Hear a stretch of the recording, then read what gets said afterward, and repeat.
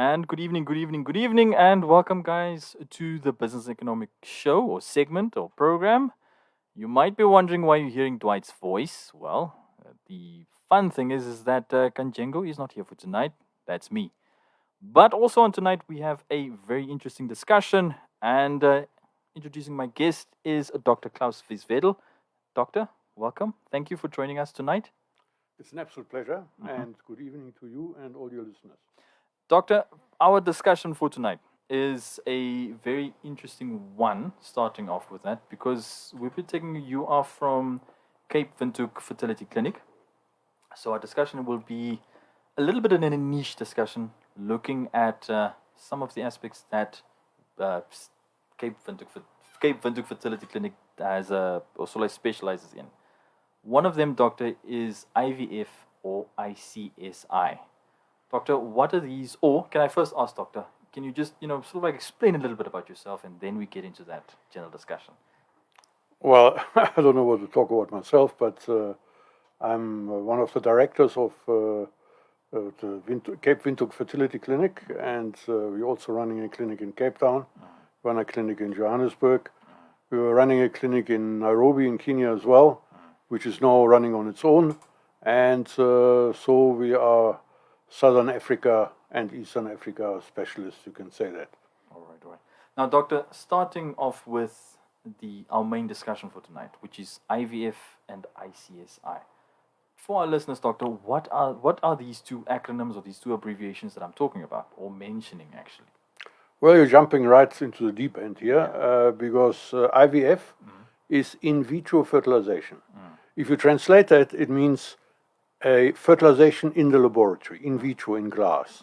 And what it actually means, we take the act of fertilization out of the body and we do it in the laboratory. So we take sperm and eggs, put it in the laboratory under the right conditions, and then fertilization can occur and embryo starts growing. That's the basis of in vitro fertilization. Icsi is one step further. What we do there is, if we don't have enough sperm to achieve fertilization, then we can take one single sperm and through a very complicated machinery inject one single sperm into an egg. So with men who've got very poor semen quality, we can still achieve fertilization. And it's a very important tool in our armament, and we use it very often. Now, Doctor, now in terms of the prevalence element, because some of the discussions has always been, even in the everyday discussions about, men indicating who's the fertile component to a relationship, women sometimes being given that, that stigma element. The prevalence of taking a look at the rate of infertility in Namibia, does something like that exist, Doctor? Is there a prevalence rate or a percentage? Look, the prevalence of infertility is, strangely enough, all over the world the same. It's more or less 50% of the population. It's actually a large percentage.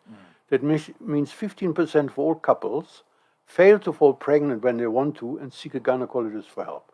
And it's the same in Namibia as in South Africa, as in Germany and other countries. If you look at the prevalence in terms of who is, in inverted commas, at fault, then 30% is the male, 30% is female, and the other 40% is mixed causes. So in 30% is the male, so we usually start with investigating the male first, because it's simple, it's cheap, and it's not painful, usually. Not usually. We have to say usually. Yeah. Now, Doctor, if I'm still going to stay on that one aspect, just in terms of the percentages for the prevalence rate. If we had to look at the stigma element, and this is just slightly explaining that before we head into our next discussion point. In terms of the stigma, where does that usually come from? Look, there's a big cultural issue there, and in different populations, different. And very often men, they don't feel that they must go to fertility treatment. They send their wives. They send their wives to the laboratory. They send their wives to the doctor. Get yourself sorted out. Because men, they have sex, and sex is going all right, so they don't think something could be wrong with him.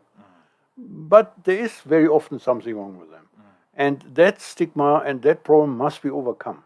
Because we will not treat a couple without seeing the man or the husband as well.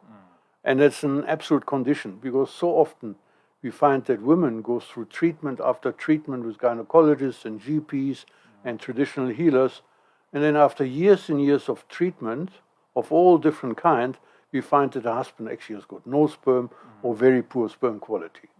So he's actually the first one who must come. And then we look at the wife. Doctor, then heading into sort of, in terms of like the clinic itself, that's now with Cape Windhoek Fertility Clinic. How long has the clinic been operational in Namibia? Because the network sounds impressive. People go like, wow, Cape Town, wow, Kenya as well. If you're in Namibia, how long? Our team, there's the lady who's part of the team, the embryologist, is with us here. We started here in end of 2013. And we had the first IVF pregnancy in Namibia at the end of 2013. Of course, that child is already now almost 10 years old or 9 years old. Yeah. And then we had more and more success, and the clinic got bigger and bigger.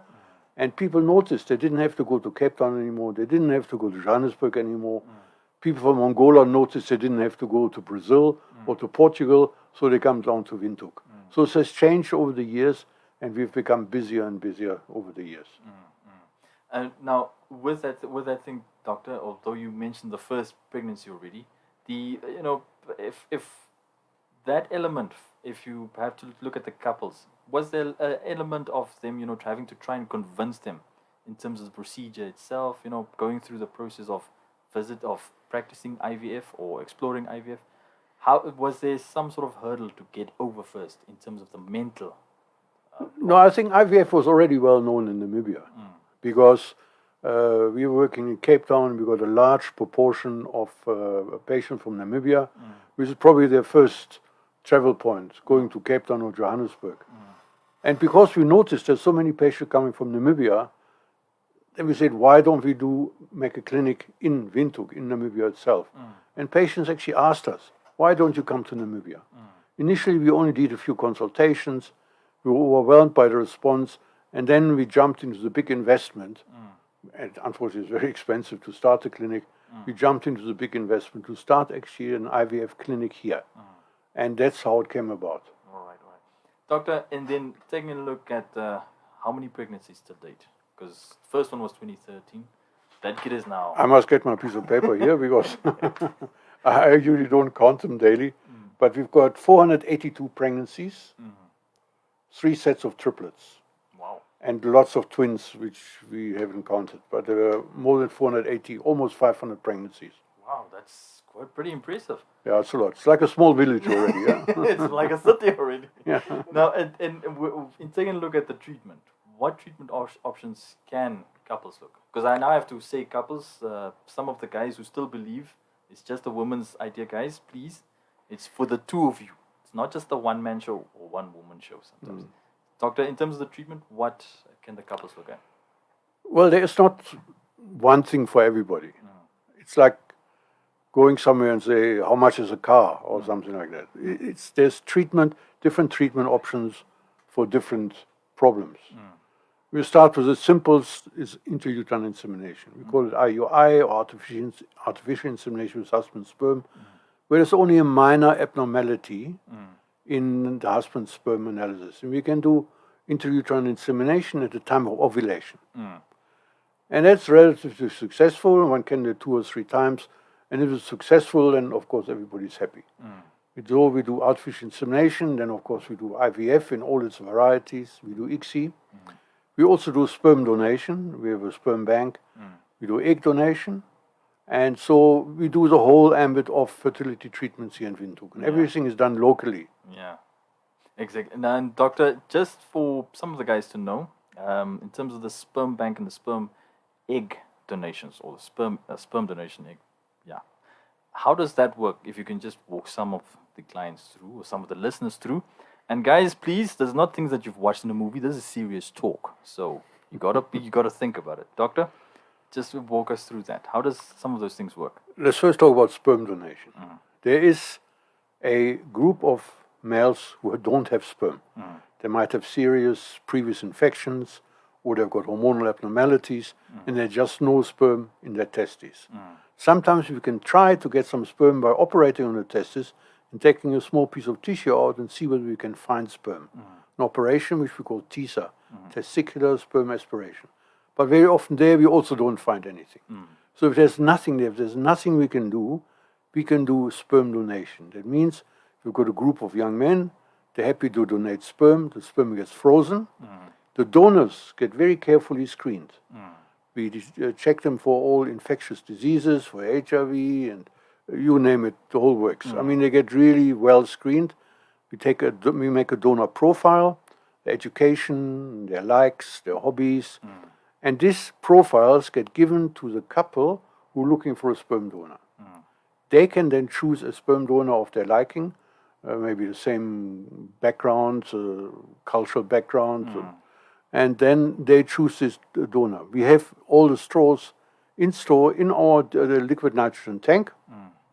So on demand, we can take them out, thaw, and inseminate.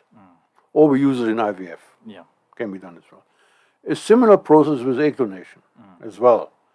Some women, they're getting too mature, they cannot produce eggs anymore, they're menopausal, they cannot produce eggs, but they still want to have a child. And very often the husband never had a child, and there's a woman who's never had a child, she's maybe 45 years old, but still want to have a child. Then we can help them with egg donation. Again, we've got a group of young Namibian women who are prepared to donate their eggs. Now, this is a little bit more complicated because the women have to undergo IVF treatment. Means their ovaries need to be stimulated so they produce eggs, and we have to take the eggs out in our theater. It's a relatively fast procedure, takes about 10 minutes, but we collect those eggs, and then we inseminate those eggs with the husband's sperm. The resultant embryos gets put back in the patient's womb, and then she can fall pregnant. That's actually the highest, the treatment with the highest chance of a pregnancy is egg donation. Because the women who donate the eggs are all very young. They're like 23, 24 years old. And so that treatment we like because we get lots of smiles and hugs and everybody's happy. And, you know, Exactly, yeah. And we do it quite often. Doctor, do the ladies then that also donate, do they also go through the same screening process like the gentleman that donates sperm as well? Yes, the same screening process. It's very rigorous. And also with the ladies, you make a profile where the procedure is anonymous. But still we make a profile where educational, hobbies, and all that kind of stuff is written down. So the patient can choose which one they like. Exactly. Now, doctor, if we have to take a look at the cheapest treatment, that's now, like you mentioned, there is a shopping list that people can look at, couples. But if they have to look at, I think you mentioned, which is one of the quickest ones. Artificial insemination. Was it artificial? Yes. Walking through each one of these treatments for couples or for clients, which one would be the cheapest, if we can say that? Well, the cheapest is artificial insemination because there's not much really in a laboratory to do. The only sperms get washed and separated. So in total, with medication, with a medical procedure, with a laboratory procedure, everything together, you look at around 7,000 rand. All right. And then if we have to look at IVF, still that will include the entire 7,000 cost as well, Yeah. And then with if you have to do, how do you also become a fertility or IVF specialist? That's not for people wanting to get into the role of training or becoming in that medical, aspect, doctor. Sure, this is a little bit complicated. Yeah.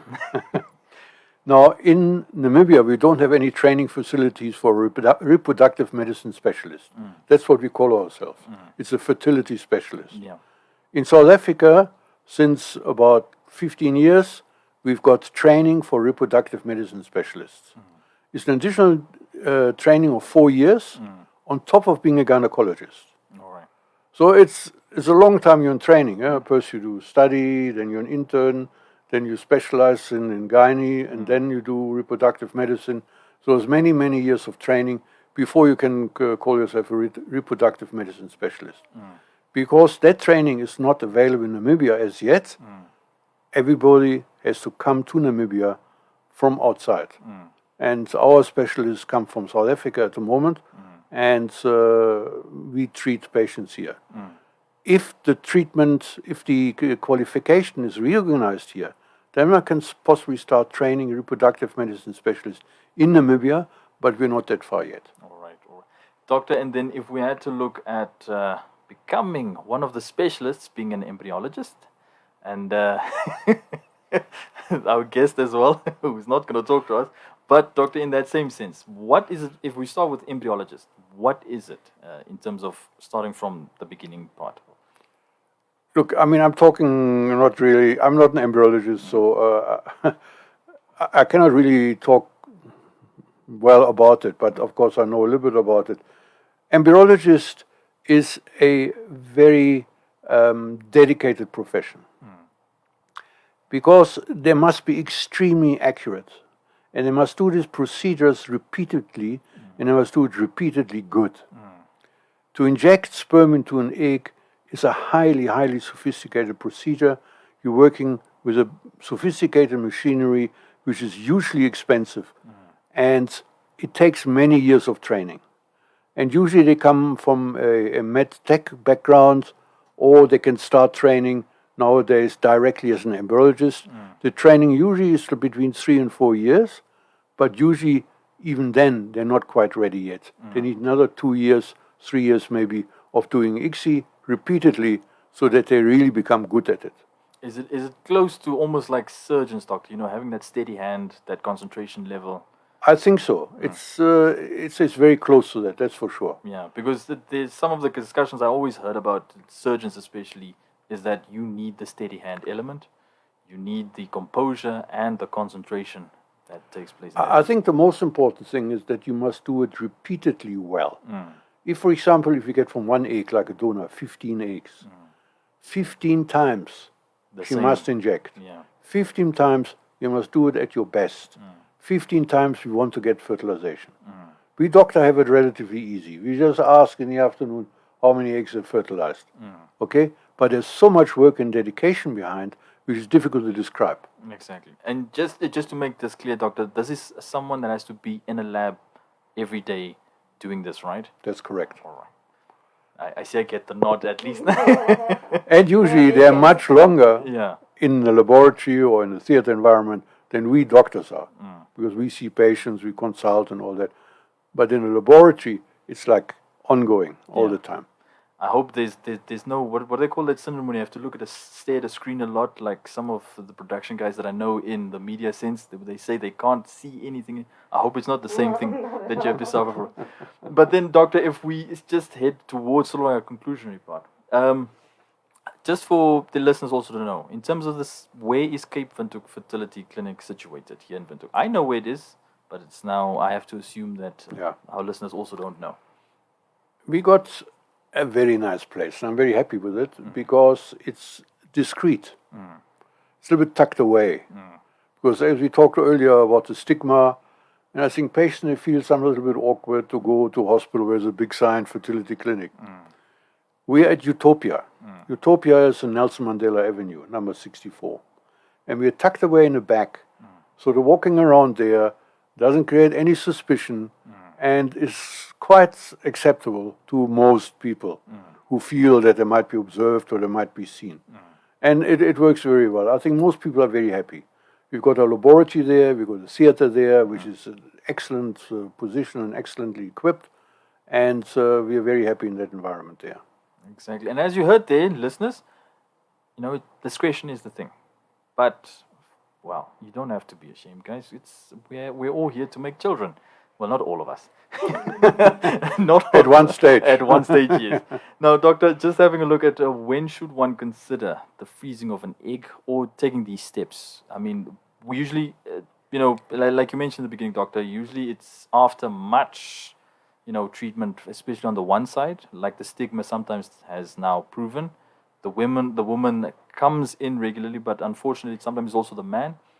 What could you advise in such an element if a couple, if people want to make sure, let's be straightforward, let's understand the scenario. If there is if there is an option or there is a goal to conceive, when should they consider such an element of coming in to Cape Windhoek especially to get that treatment or to start with the consultations? You're talking about egg freezing or generally? Egg freezing, we can start with the egg freezing and then with the general discussion.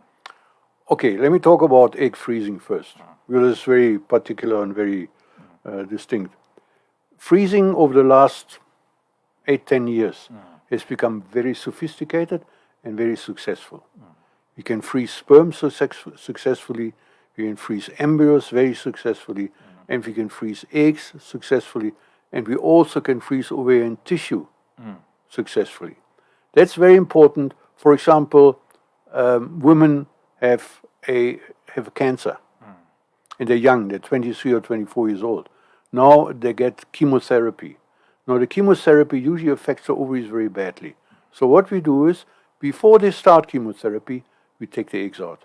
So they preserve their fertility.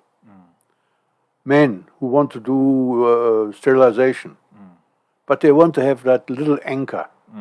Then we take the sperm, we freeze it, they can do their vasectomy, and maybe in 3, 4, 5 years' time they change their mind or they've got a new wife in their life, then we can thaw the sperm, still have a baby.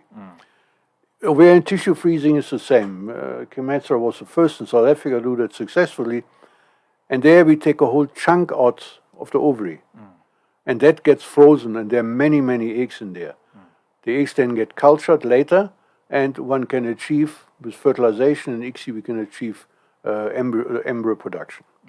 So it's very sophisticated, and there are also women who don't have a partner. Let's say a 32-year-old woman. She's a career woman. She doesn't want to be tied down with the men, but she would like to preserve her fertility because she knows that after year 40, fertility slowly declines.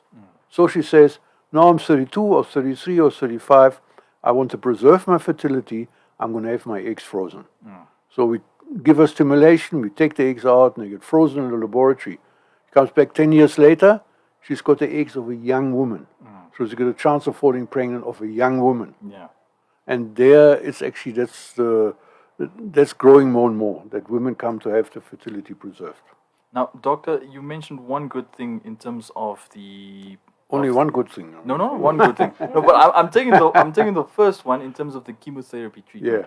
Now, just sometimes also just for me to understand, does the chemotherapy sometimes have an impact in degradation of fertility? Oh yes, very much so. Especially in a woman. Because chemotherapy affects any fast dividing cells. Because cancer cells are very fast dividing. But also sperm, for example, also they divide very rapidly because we produce every day millions of sperm. So they divide very fast. So if you get chemotherapy, that sperm production gets blocked. The same with eggs. Very often women after chemotherapy are menopausal. And so we preserve the fertility by freezing their tissue, either sperm or eggs, before they start with chemotherapy. Doctor, then just on that note also, doctor, if you still wanted to add something that before we close off our discussion, you can still do so before we end. You asked a very important question just now. When should the couple see help by a fertility specialist?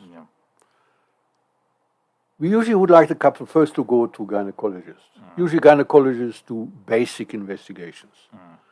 They check for ovulation, they check that the tubes are open, they check that the semen is normal, and that's like the basic stuff.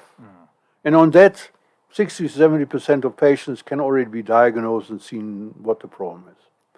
And then the gynecologist can do some basic treatment. But they should not continue with that basic treatment for longer than 1 year. If after 1 year they're still not pregnant, they must see a fertility specialist. Because you get another year older and another year older. And fertility decreases every year. And especially if you're end of 30s or early 40s, it decreases very rapidly. So it's important that you don't waste your time by waiting for a miracle, which might occur, but usually doesn't occur. See a specialist as soon as possible. I hope people don't laugh at me because I'm 37. Well, luckily I'm not married yet. But in that note, doctor, thank you once again for this discussion. It was a very interesting one. Good. Well, it also opened up my eyes for my part. But on that note, thank you very much, doctor. Don't panic. No, I won't panic. No, you said 37, you don't panic. For a man, it's not so bad. For a woman, it's the main thing, the age. Yeah. Okay. Exactly, Doctor. Doctor, and on that note, once again, thank you for coming through. Okay, pleasure. And on that note, it also brings us to a short ad break. I almost said medical break. But after that, we'll be coming right back with the rest of the business and economic segment.